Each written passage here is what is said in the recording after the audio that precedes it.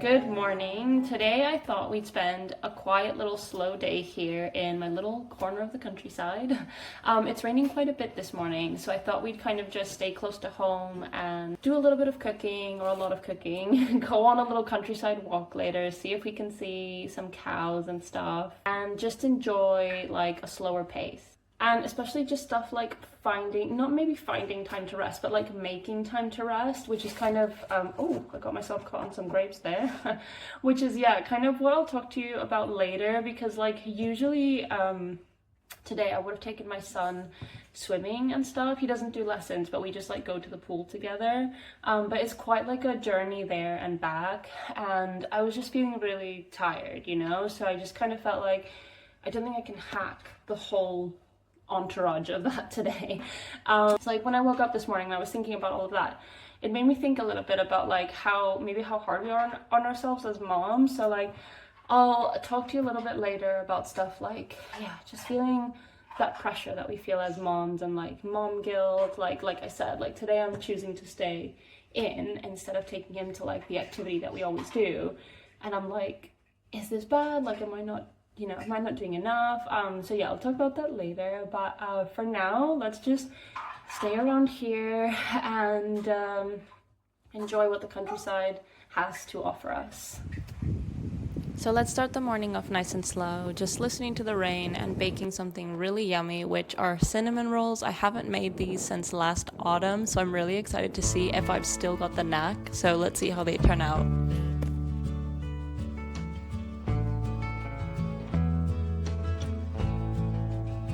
So far we've put in more than a quarter cup of yogurt, because when I do them in the autumn I use pumpkin puree, and I think I do a quarter cup of yogurt plus like maybe half a can of pumpkin puree. So I do put quite a lot of liquid in there.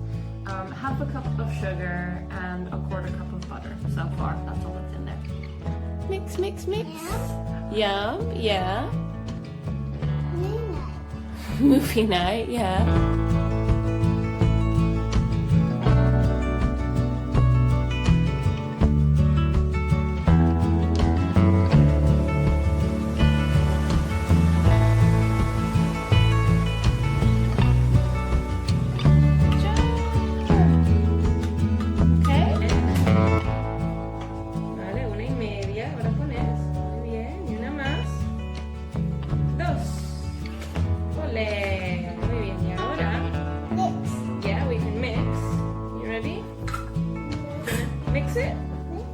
Yeah? Go ahead. Yeah. Okay.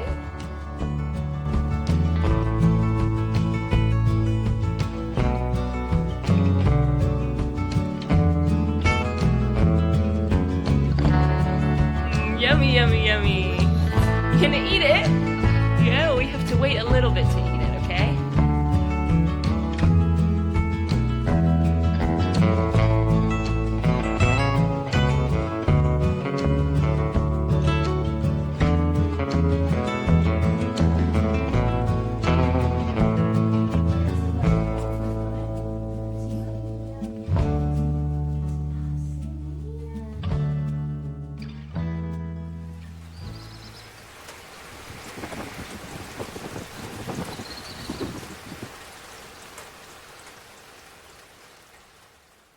Whoa, look at you. That's a huge belly. You truly can. You got it. Look at you. Yeah, got it. Ooh. Yeah. Oh, I say last one. Three. One more.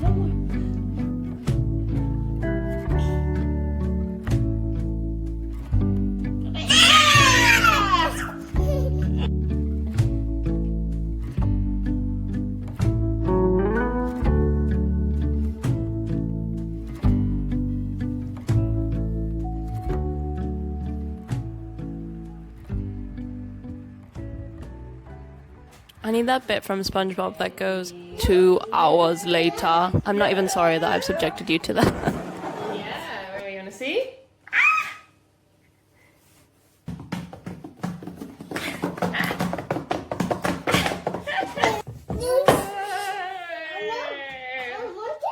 You want it? Yeah. Okay, you wanna try?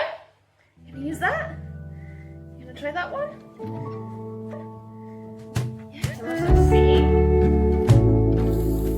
Wow, you're doing a good job. To you.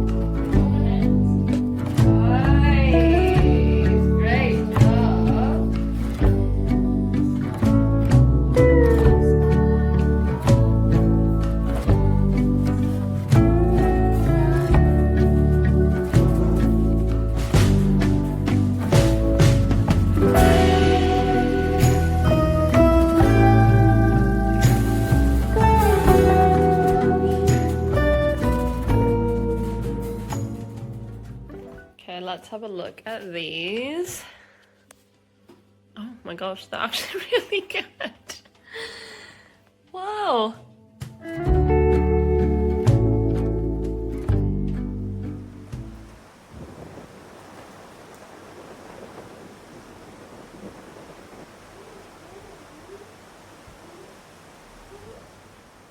Just while the cinnamon rolls cook and my son's having his nap, I thought we'd catch up really quick about what I mentioned earlier about like feeling guilty because I chose to stay home and I chose like not to go out and do what we usually do.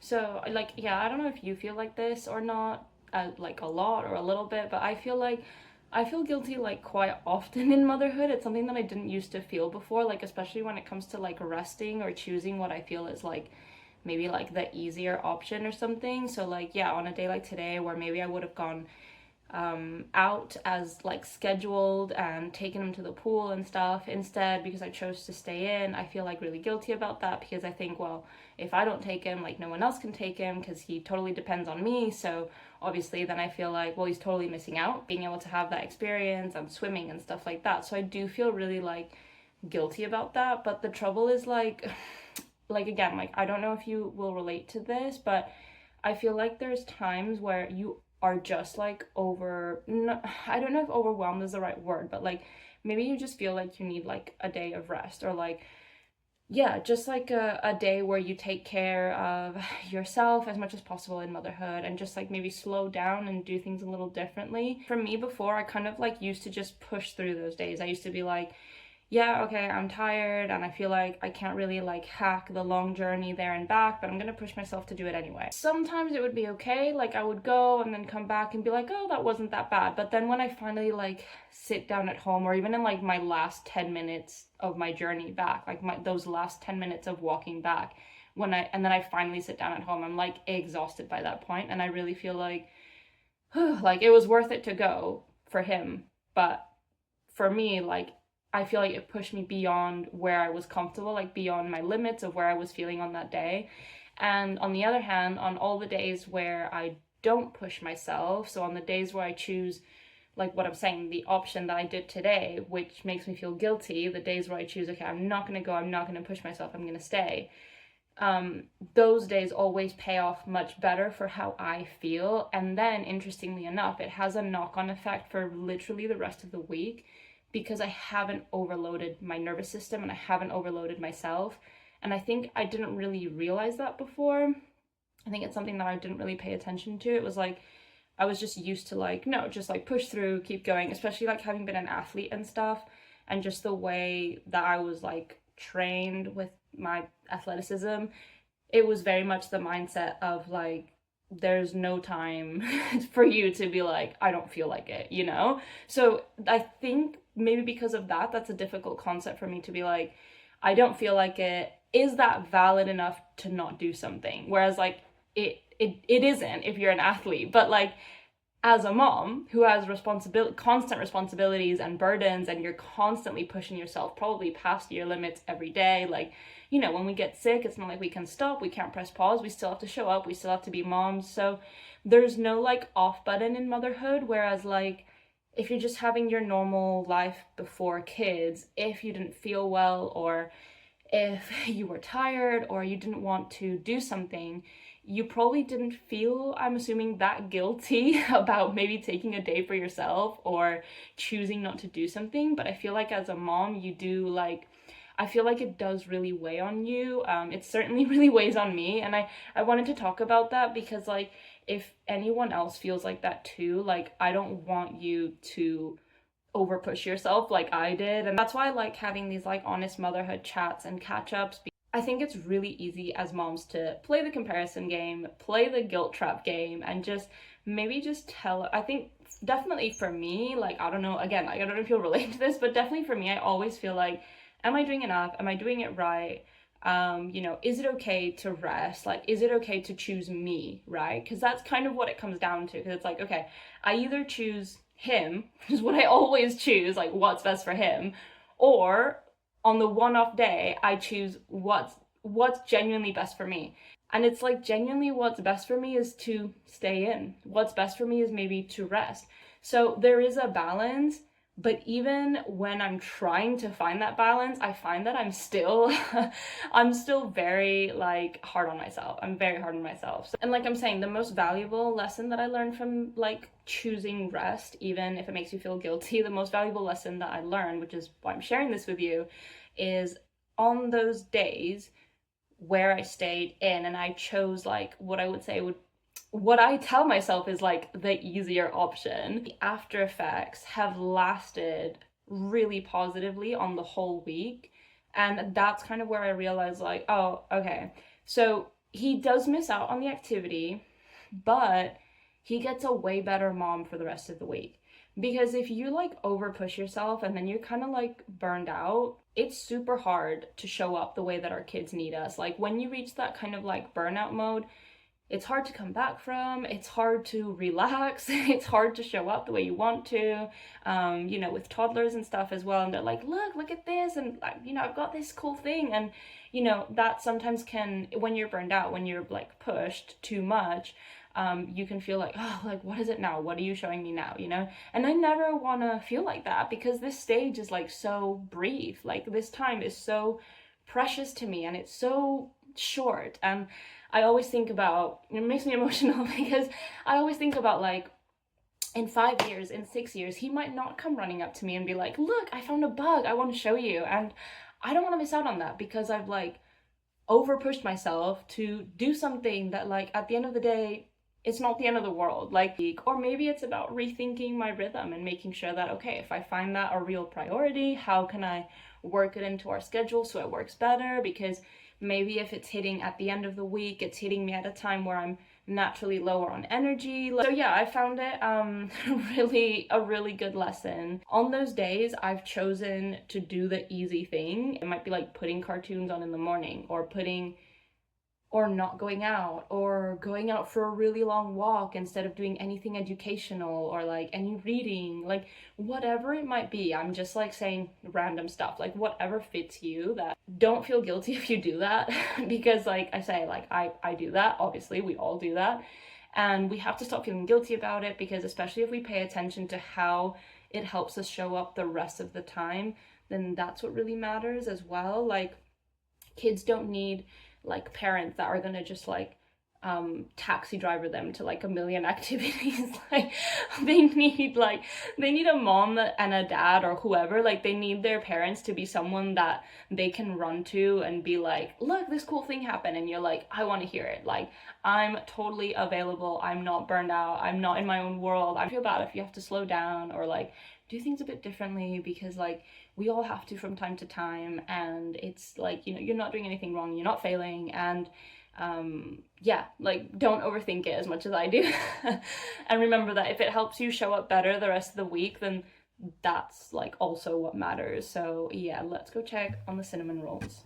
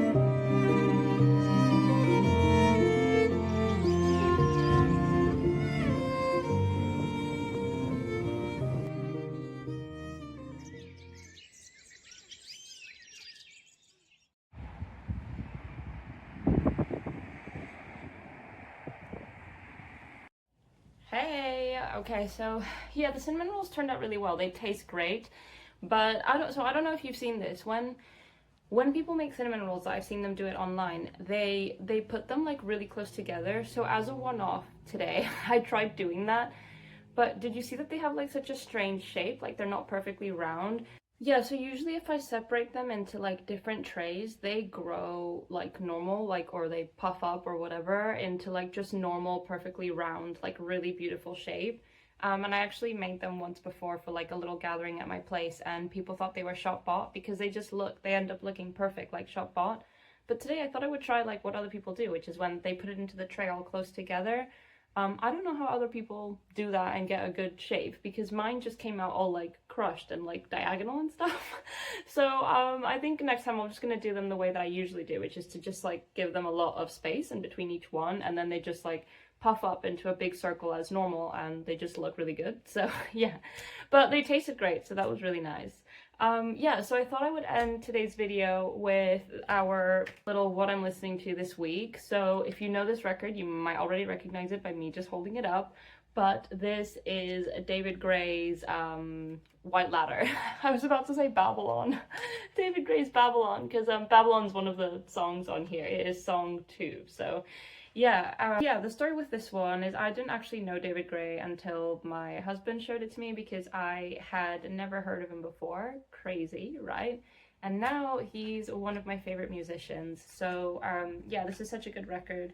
What's really cool about this CD that I have in my hand is it's the original like release. Like my husband bought it at the time that the album came out, so we've had it since whenever this album came out. I can't remember now what year it was.